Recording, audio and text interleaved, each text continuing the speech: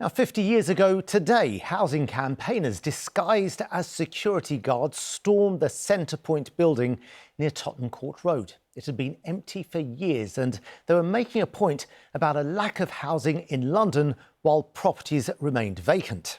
Sound familiar? Well, 50 years on, a couple of the protesters met up with Harry Lowe, who also looked at news footage from the time.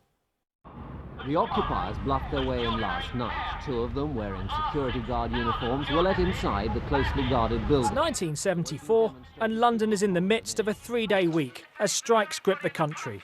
A group of activists decide to storm what was then London's tallest empty building. For 10 years, it had lain unoccupied, despite the capital's housing crisis.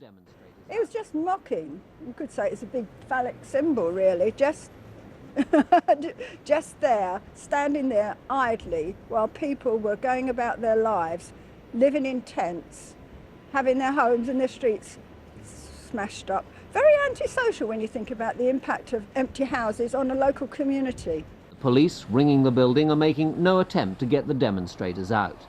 Two-thirds of them are men, and they include doctors, lawyers, students and social workers. Among them was one of the organisers.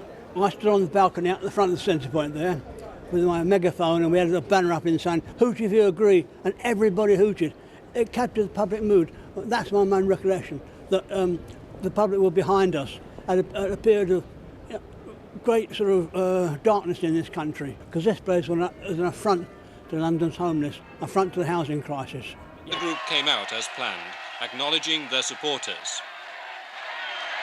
That's me there, yeah. Traffic jams began to build up around Centrepoint. What are your impressions of what you just saw? Well, really ecstatic to see. First of all, I saw people I hadn't seen for years, and I do know some of them are still alive, and so I might get in touch with them. Secondly, I was, really pleased about the crowd response. 2 policemen were hurt and 14... But I was sad that there were fights outside, because that was nothing to do with us, and I regret that some policemen were injured. London's housing crisis hasn't gone away. There are now more empty homes than at any time since 2010. We're letting our young people down. How can they study if they're living, in a hotel bedroom room? It's just not fair to them. I mean, it's just we just seem to be cutting all opportunities off for ordinary families, and it just doesn't feel right. Mary Evans-Young ending that report by Harry Lowe.